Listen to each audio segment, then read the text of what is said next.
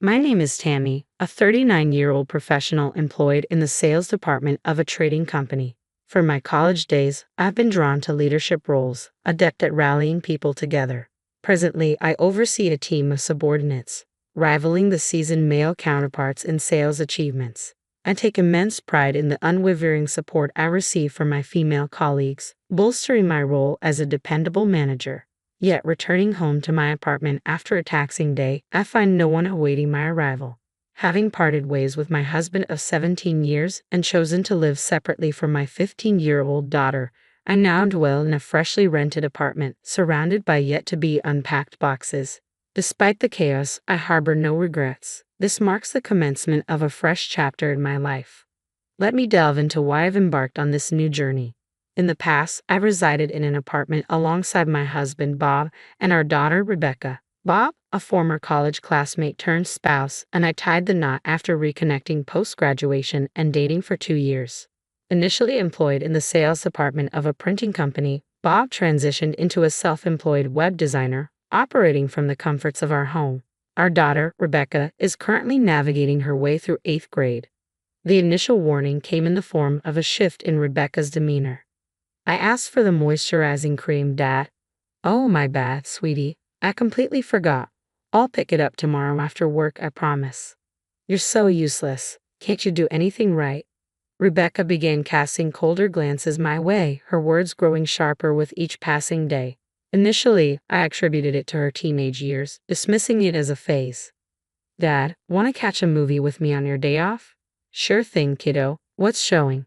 Previously, Bob would always include me in such plans, but now it seemed he had no reservations about excluding me. Hey, can I have some money? We're going to the movies this weekend, remember? $300 should cover it. $300. Seems a bit steep. Can't you just use your debit card? Just get it done. I'll need cash for shopping and dining out too. Gradually, even Bob's treatment of me soared. Our interactions dwindled, leaving me feeling increasingly isolated. Then came that Sunday, a day etched in memory, when both Bob and Rebecca voiced their dissatisfaction with the breakfast I prepared. What's this? I've told you I want my eggs over easy. Get it right. And this soup is terrible. I've mentioned my dislike for mushrooms countless times, but you still include them. Can't you say something to her, Bob? Why should I? You can't even follow simple instructions. You're the adult here. The chill in their words left me unsettled. Something wasn't right. I needed answers. But by the time I realized it, it was too late. One week, upon discovering Bob's intention to venture out, I resolved to discreetly trail him. Bob's typical routine revolved around his home-based work. There were no scheduled appointments at the barber or the doctor. So why this sudden outing? Suspicion gnawed at me. Regrettably, my suspicions were confirmed. In the cafe awaited a young woman, a woman in her 20s, possessing a striking physique. As they departed the establishment, arm in arm, my head spun, rendering me unable to pursue them. The dreaded day I had long feared had arrived. My apprehensions stemmed from a lack of confidence in my own appearance. I always harbored the fear that Bob might stray due to my perceived shortcomings in looks.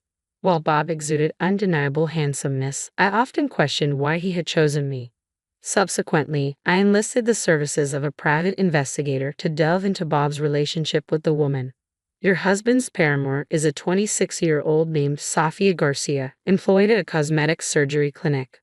Among the photographic evidence presented by the detective, some were too explicit for me to bear directly. They depicted open displays of affection, hotel entrances, and disturbingly, there were images featuring a certain third party. And here's another. This one shows the three of them, including Rebecca. What could this possibly mean? So, it seems your daughter is involved as well. It appears that your husband's relationship with Sofia has the approval of Rebecca. I was speechless. A profound sense of isolation and abandonment washed over me.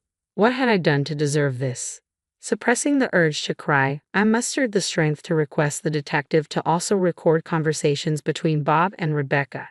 Several times each month, they would coax money from me for their movie outings and shopping sprees. I was convinced that amidst their casual conversations, there must be indisputable evidence. Days later, as I listened to the audio recording provided by the detective, I was rendered speechless. She's so annoying. Can't even do the simplest things right, then tries to act like she's your mom. Why don't you just leave her? Sophia's been waiting patiently, hasn't she? Speaking of which, Rebecca, I think it's too early to talk about divorce. That's ridiculous. Sophia's been waiting, hasn't she? I've discussed it with Sophia. I can't stand being around that ugly woman. Same here, but she's the one bringing in more money.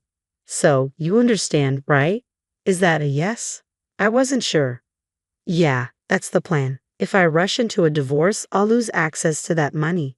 We need to proceed cautiously, withdraw as much as we can, then let Sophia move in. Exactly. I'll need to gauge if Sophia can handle that lifestyle, and if not, I'll have to persuade her. But I think she'll be fine. She's so accommodating. Beautiful women just have a different way about them, you know? Yeah, I get it. I regret it deeply.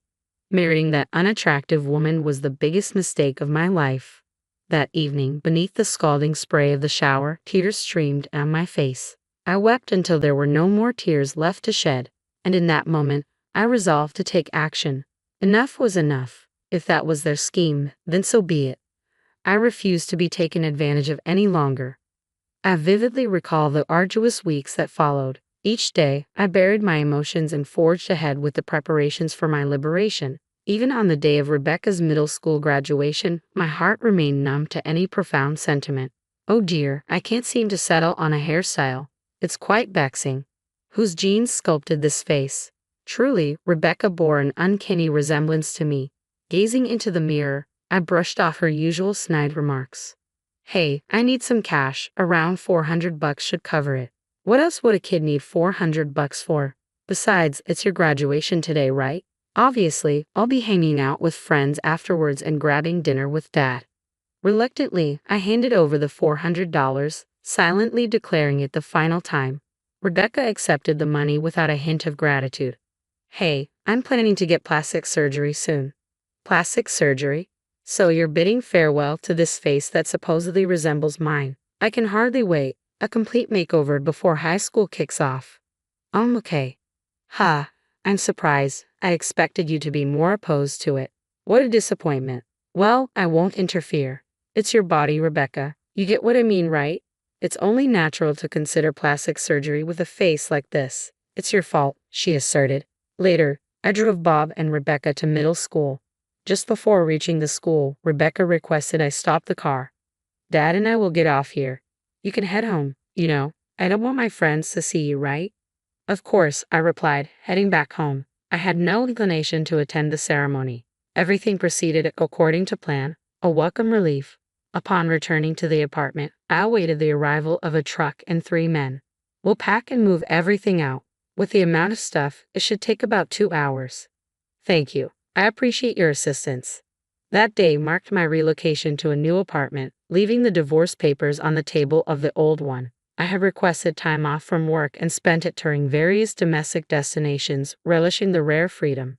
Though perhaps I could have savored it more without the persistent calls from Bob and Rebecca. A few days later, I returned to the new apartment, refreshed from my journey. After finally picking up one of Bob's incessant calls, he exclaimed, "You finally answered. Where are you? What are you up to?" "Just relaxing in my room, watching TV. Why the urgency? You sound flustered. Is everything all right?" "What do you mean? Is something wrong? What do you mean by your room? Explain yourself properly."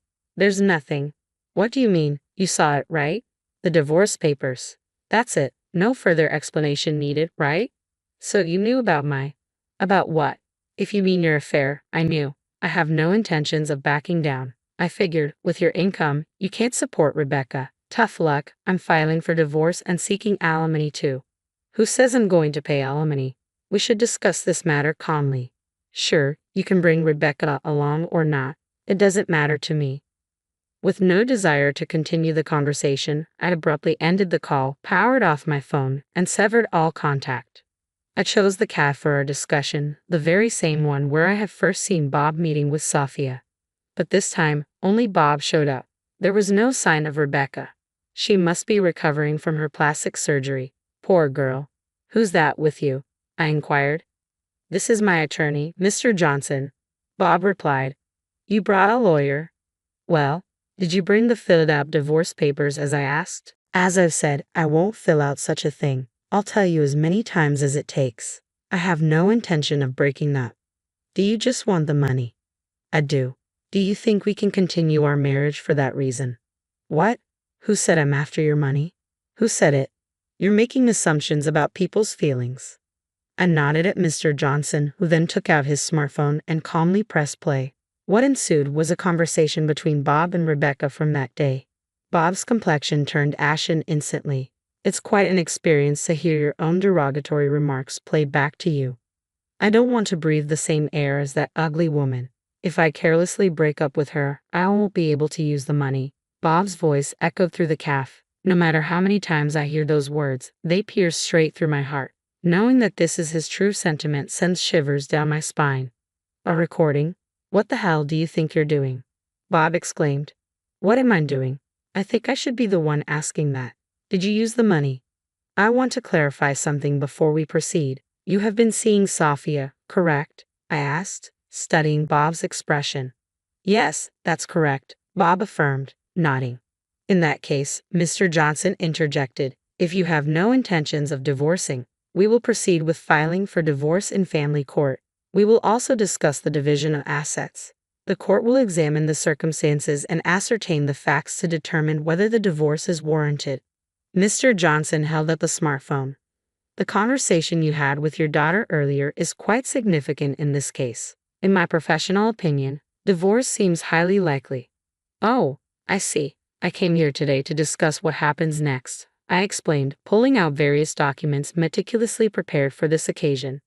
This chart outlines the money I've given you and when, and this document details the utility bill payments. What?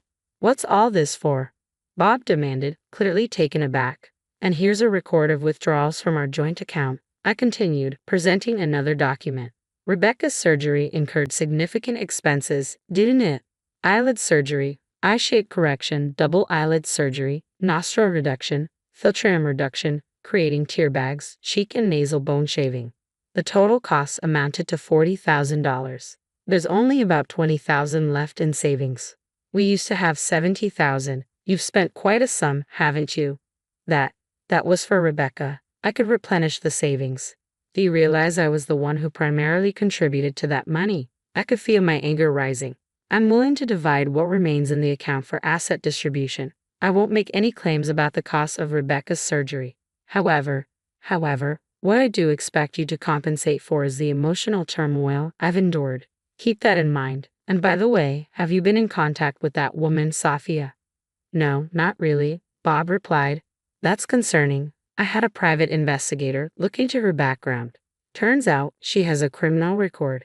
You need to watch your back. A criminal record? What for? Bob's alarm was palpable. She was charged with fraud and arrested. It seems she was colluding with the director of another cosmetic surgery clinic. What in the? She must have seen you and Rebecca as easy targets. My sympathies, and Rebecca's surgery. I hope it went smoothly. If not, we might have to negotiate with the hospital or even consider legal action. We'll need to assess whether the clinic is willing to settle. In cases like this, many clinics refuse to admit fault and become obstinate, Mr. Johnson added, causing Bob's complexion to noticeably pale. That's all for today. Send the divorce papers to Mr. Johnson. I will be providing my address. Wait, please, just one more thing. Can you lend me some money? Bob's plea was pitiful. I can't believe I ever fell for a man like him. Absolutely not, I stated firmly, leaving the cafe with Mr. Johnson, leaving Bob behind, visibly devastated.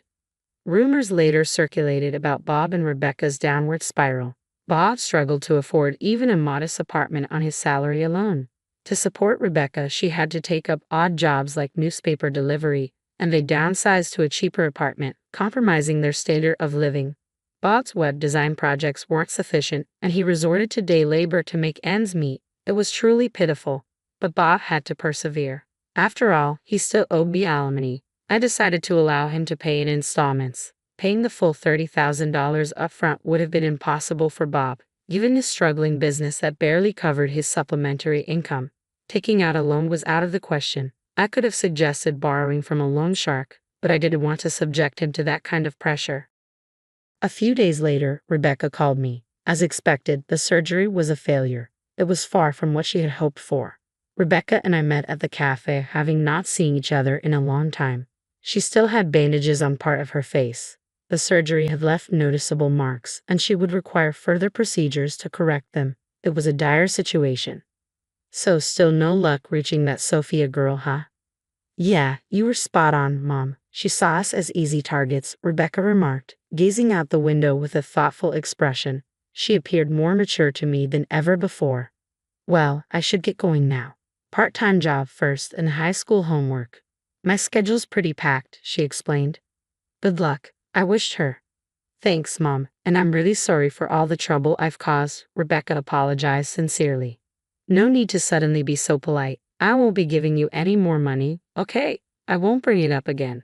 With a nod, Rebecca left the cafe, marking the beginning of where I am today. I have few regrets. I'm content with my current life. Rebecca is practically independent now, and I hold no lingering feelings for my ex-husband, who had little to offer besides his appearance. I saw him recently in town, covered in dirt, working in construction gear and a helmet. Did he always have such sorrowful eyes? He looked entirely different. I hardly recognized him. Making a living is challenging, and he deserved to face difficulties after squandering so much money. It's not all about looks. I truly believe that now. I'll continue to do my best just as I am.